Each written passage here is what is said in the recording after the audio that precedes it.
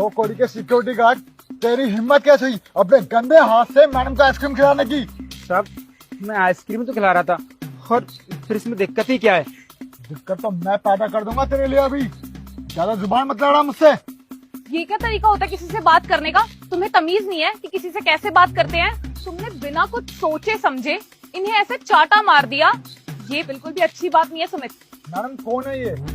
इस कंपनी में सिर्फ सिक्योरिटी गार्ड, और ये अपने गंदे हाथ से आपको आइसक्रीम खिला रहे हैं। अरे आपको थप्पड़ मारना चाहिए था, बल्कि मैं इसको थप्पड़ मार रहा हूँ। इसकी औकात याद दिलाओ इसको।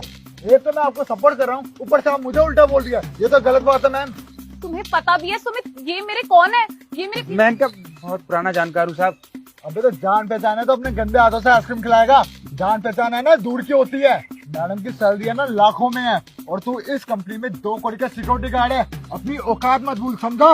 मेरे को पता है तू मैडम को फंसाने की कोशिश कर रहा है ताकि तेरा प्रमोशन हो सके, लेकिन ये मैं होने नहीं दूंगा कभी। और अगर तू अपनी औकात से बाहर जाएगा ना तो बॉस से क्या के तेरे को इस कंपनी से धक्के मार के निकलवाऊंगा मैं। सुमित अब ना तुम्हारा बहुत ज्यादा हो गया है। अगर वो हमारी कंपनी में मामूली से सिक्योरिटी गार्ड है तो क्या हुआ? उनकी कोई रिस्पेक्ट नहीं है क्या? तुम्हें पता है हमें ना हमेशा हर इंसान की रिस्पेक्ट करनी चाहिए, चाहे वो छोटा हो, बड़ा हो, अमीर हो या गरीब हो। और तुम क्या इन्हें जॉब से निकलवाने की धमकी दे रहे हो? अगर तुम यहाँ खड़े रह के और देर इनसे बदतमीजी करोगे ना तो मैं तुम्हें जॉब से जरूर निकलवा दूंगी। जाओ ऑफिस में और अपना काम करो। ठीक है जा रहा हूँ, भलाई का तो जमाना ही नहीं रहा।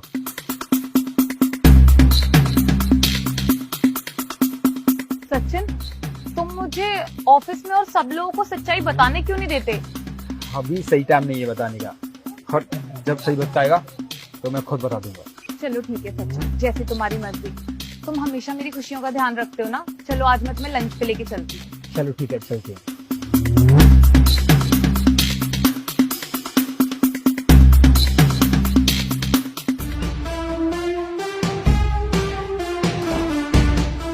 यस मैम, आपने बुलाया? सुमित ये क्या है? एक तो तुमने मुझे 4-5 दिन बाद जाके प्रेजेंटेशन दी है, और इतनी ज्यादा गलती है प्रेजेंटेशन में। मुझे तो समझ ही नहीं आ रहा कि प्रेजेंटेशन में गलतियां या गलतियों के बीच में का ही प्रेजेंटेशन है।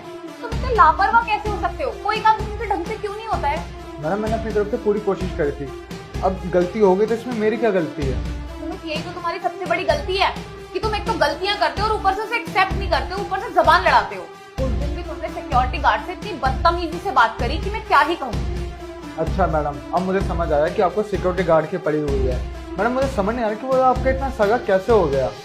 अभी नहीं, आपको बाद में समझ आएगा कि मैं सही कह रहा था, और उस दिन आप मुझे कहोगे कि thank you so much Sumit मुझे समझाने के लिए। लेकिन उस टाइम मैडम बहुत देर हो चुकी होगी। जो तुम इतना ध्यान फालतू की बातों में लगाते हो ना, उतना ही ध्यान अगर तुम काम में लगाओगे ना तो हमारी कंपनी को भी फायदा होगा और तुम्हें भी थोड़ा फायदा होगा। इसलिए सुमित थोड़ा तमीज से रहो तुम, और अच्छी तरह काम करना सीखो। मैडम आपने मुझे प्रेजेंटेशन के लिए बुलाया है या उस 2 करोड़ की सिक्योरिटी गार्ड की बात करने के लिए? Sumit enough is enough. अगर तुमने अब एक भी लफ्ज बोला ना तो मैं तुम्हें इस कंपनी से बाहर निकलवा दूंगी, समझ गए तुम? और हाँ, जाओ जाके प्रेजेंटेशन को सही करके और कंप्लीट करके मेरे पास लेकर आओ। अब जाओ। ठीक है मैडम, मैं ये प्रेजेंटेशन आपको सही करके मेल करता हूँ। Now you can go.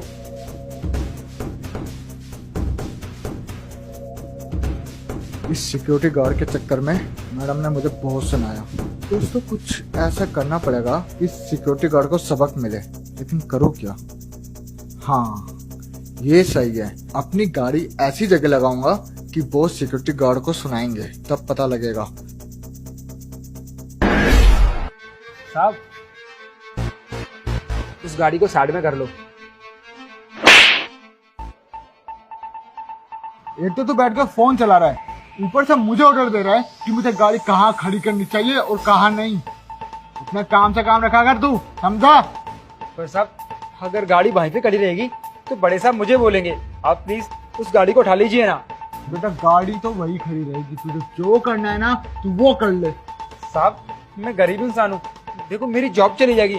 आप मेरी बात क्यों नहीं सुन रहे हो? मैं नहीं कर रहा गाड़ी साइड, तुझे जो करना है ना कर ले। और वैसे भी है ना, मैंने वहाँ पे गाड़ी है ना जान के खड़ी करी है, तुझे जो करना है ना तू वो कर ले। और वैसे भी है ना ये सब मैंने बदला लेने के लिए किया है, क्योंकि तेरी वजह से उस मैडम ने मुझे सुनाया था। और जब बॉस तुझे कंपनी से निकालेगा ना तब मुझे मजा आएगा, क्योंकि बदला लेने के लिए है ना मैं किसी भी हद तक जा सकता हूँ। अच्छा साहब ये बात है, तो फिर साहब मैं भी इस गाड़ी को हटवा के रहूंगा। अबे तू क्या, तेरा बाप भी आ गया ना, तब भी वो गाड़ी साइड नहीं कर सकता। बहुत देर होगी मुझे ये फालतू बकवास सुनते हुए, लेकिन अब और नहीं सुनूंगा, क्योंकि तेरे अंदर इंसानियत नाम की चीज ही नहीं है। और तुझे जो करना हो, जिससे शिकायत करनी हो, उससे जाके कर दे जा, देख लूंगा मैं भी। तूने थप्पड़ तो बेशक मुझे मारा है, लेकिन इसका दर्द और इसकी गूंज तुझे हमेशा याद रहेगी। जब बॉस तुझे कंपनी से निकालेगा ना, तब मुझे मजा आएगा, तब सुकून मिलेगा मेरे दिल को, और तेरे को छोड़ूंगा नहीं मैं। इस बात को अपने कान में अच्छे से डाल लियो। ठीक है, जा जो करना है कर ले।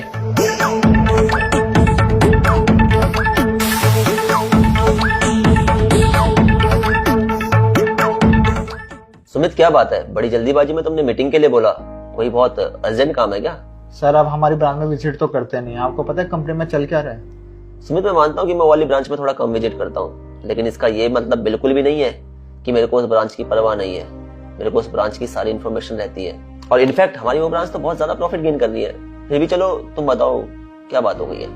मैं मानता हूँ कि कंपनी प्रॉफिट में चल रही है, लेकिन एक बात और बता देता हूँ, हमारी कंपनी लॉस में भी जाने वाली है सर, क्योंकि वहाँ के सिक्योरिटी गार्ड को बात करने की तमीज नहीं है, वो किससे कैसे पेश आते हैं उसे खुद को नहीं पता। और मैडम तो किसी की सुनती नहीं है, अपनी मन मर्जी चलाती है।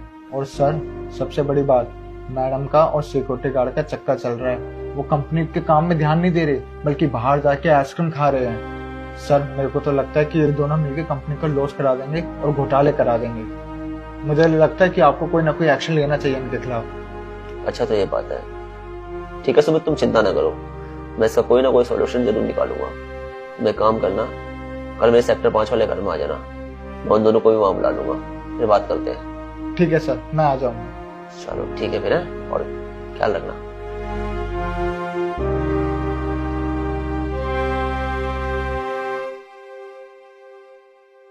देखा सर, ये कितने ढीठ लोग हैं, अभी भी टाइम पे नहीं आए।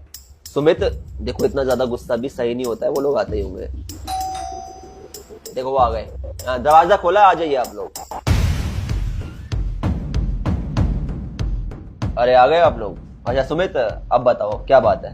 सर, ये लोग कंपनी में कम ध्यान देते हैं और बाहर ज्यादा घूमते हैं, साथ में आइसक्रीम खा रहे हैं। बताओ ऐसे कैसे चलेगा? कंपनी लॉस में नहीं जाएगी क्या? अब आप खुद ही बताओ, एक सिक्योरिटी गार्ड और एक कंपनी की मैनेजर, इनका क्या मेल है? सर, ये फिर भी बाहर घूम रहे हैं। और तो सर, ये सिक्योरिटी गार्ड मैनेजर को आइसक्रीम खिला अपने हाथों से, दूसरी कंपनी वाले देखेंगे तो हमारी कंपनी के बारे में बातें बनाएंगे। इन्हें तो इतनी समझ होनी चाहिए ना।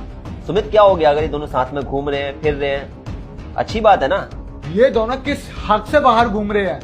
सर, ये दोनों शादीशुदा है, और ये तो अपने पार्टनर को धोखा दे रहे हैं, और जब पार्टनर को धोखा दे सकते हैं तो कंपनी को भी धोखा दे सकते हैं। पति पत्नी है वो। क्या? सर, एक सिक्योरिटी गार्ड की वाइफ मैनेजर कैसे हो सकती है? हो सकता है, बिल्कुल हो सकता है। प्यार शब्द से तो तुम वाकिफ हो गए। प्यार शब्द के साथ एक डोर जुड़ी होती है त्याग शब्द की, और वही त्याग किया है सचिन ने। जब इन दोनों की शादी हुई थी तो इनकी आर्थिक स्थिति कमजोर थी। वैसे तो ये दोनों ही पढ़ना चाहते थे, लेकिन कहते हैं ना, पेट की भूख के आगे कई बार पढ़ाई दम तोड़ देती है। वही इनके केस में भी हुआ। सचिन की पढ़ाई को दम तोड़ना पड़ा, क्योंकि इन दोनों में से सिर्फ एक ही इंसान पढ़ सकता था, क्योंकि कमाना भी जरूरी था।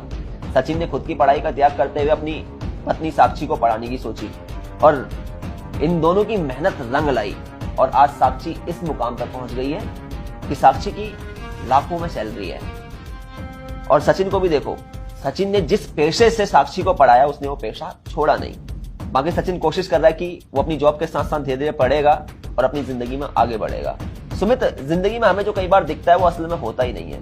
इन दोनों की जो प्यार की कहानी है वो असल में एक सच्चे प्यार की कहानी है, क्योंकि प्यार में क्या चीज जरूरी होती है यार? भरोसा, सपोर्ट, और खुद के सुखों का त्याग करके अपने पार्टनर को सुख देना, ये सिर्फ प्यार में ही होता है। और वो इन दोनों की लव स्टोरी में साफ साफ झलकता भी है। सुमित, इन दोनों की लव स्टोरी की जो सबसे बड़ी खास बात है वो ये है कि साक्षी आज इस मुकाम पर पहुंचने के बाद भी अपने पति को नहीं भूली है। अपने पति से उतना ही प्यार करती है जितना पहले करती थी।